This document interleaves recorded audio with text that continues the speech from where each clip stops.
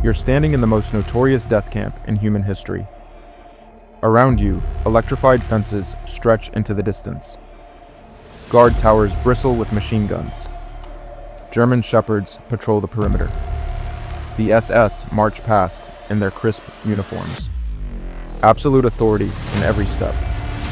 This is Auschwitz, 1942. A place designed to be inescapable. A place where hope goes to die. But on June 20th, 1942, 4 men did the impossible. They didn't tunnel out. They didn't cut through fences. They didn't hide in laundry carts. They walked out the front gate, dressed as SS officers, in a stolen car, right past the guards. This is the story of Kazimierz Piechowski and the most audacious escape in Holocaust history.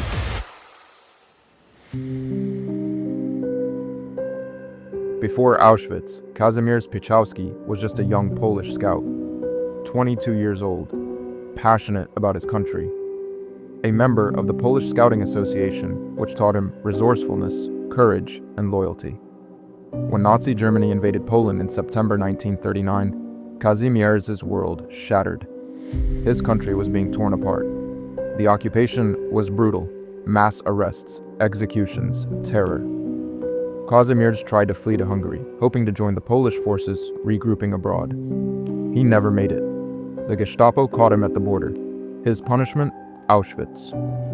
On June 20th, 1940, exactly 2 years before his escape, Kazimierz arrived at Auschwitz on one of the earliest transports. Prisoner number 918. The camp was still being established, but it was already hell on earth. Starvation, disease, random executions, backbreaking labor. Men died every single day. Most prisoners lasted weeks, maybe months. Kazimierz survived for 2 years, but survival wasn't enough. He needed to escape, to fight back, to rejoin the resistance and strike against the Nazis. The question was, how?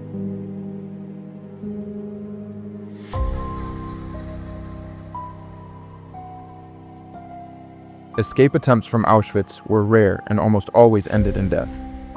The camp was designed to be escape-proof, multiple perimeter fences, guard towers every few hundred feet, patrols, dogs, searchlights at night.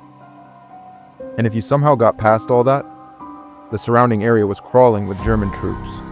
Local populations were warned to report anyone suspicious. Escapees were hunted down mercilessly. But Kazimierz noticed something. The weakest point in Auschwitz's security wasn't the fences or the towers. It was human psychology. The SS believed in their own superiority. They believed in the absolute hierarchy of their system. An SS officer giving an order?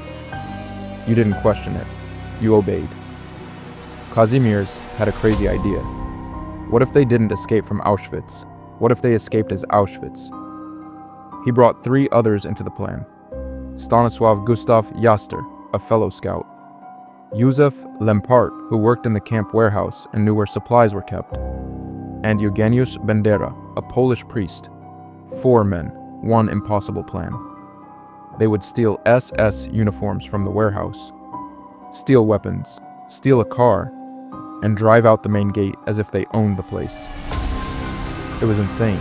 If they were caught during any part of this, death would be immediate and brutal. Not just for them, but likely for dozens of other prisoners in collective punishment. But doing nothing meant dying anyway, just slower.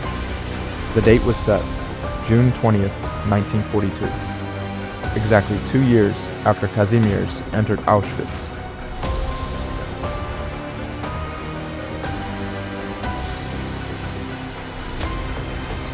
Saturday afternoon.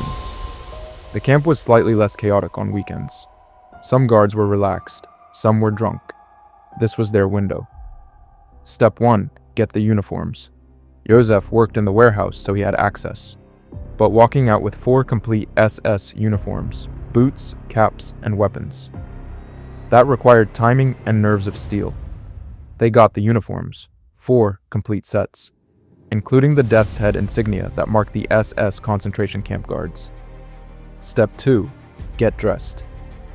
In a storage room, hearts pounding, the 4 prisoners transformed themselves. Off came the striped prison uniforms.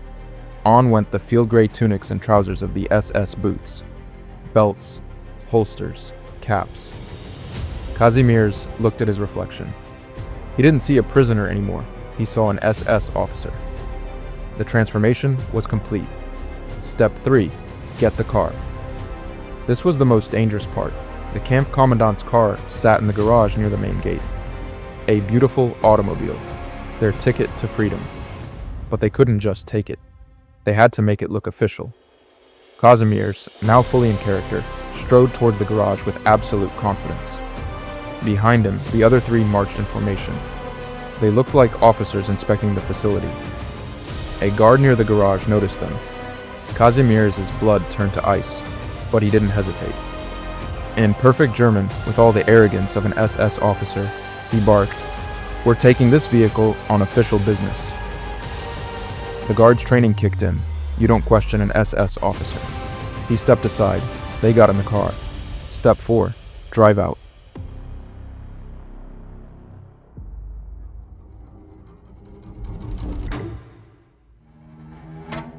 This was it.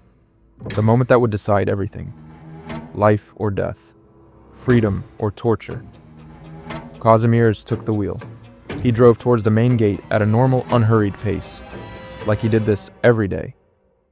The others sat in the car, weapons visible, looking every bit the part of SS officers. They approached the gate. Guards stood on either side. Machine guns in the towers tracked their movement. One guard approached to check their papers. They didn't have papers.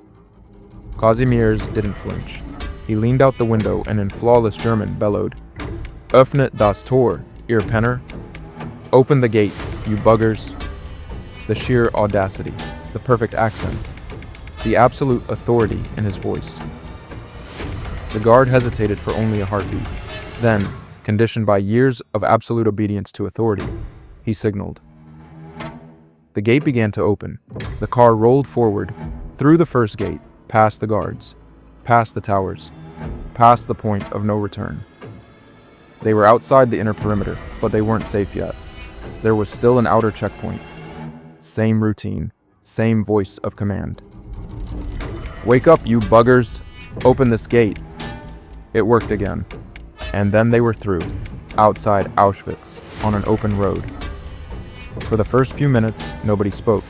They just drove, waiting for the alarm, waiting for sirens, waiting for bullets. But the alarm didn't come, not yet.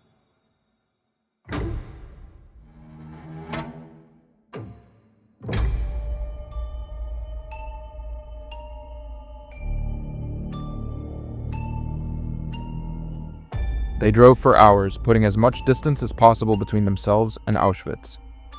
Eventually, they ditched the car and the uniforms. 4 SS officers disappeared, and 4 Polish men emerged. They separated to reduce the risk of recapture.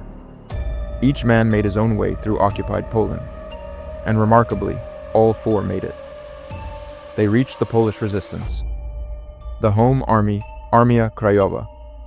Kazimierz Piechowski didn't just survive. He fought. He joined the resistance and spent the rest of the war striking back against the Nazis. He participated in the Warsaw Uprising in 1944, one of the most heroic and tragic chapters of World War II. When the war ended, Kazimierz lived under communist rule in Poland for decades. He rarely spoke about his escape. The communist government didn't celebrate stories like his. He was the wrong kind of resistance fighter, connected to the Home Army rather than the communist partisans. But he survived it all. The Nazis, the communists, the decades of silence. Kazimierz Piechowski lived to be 98 years old. He died in 2017, one of the last witnesses to his own incredible story.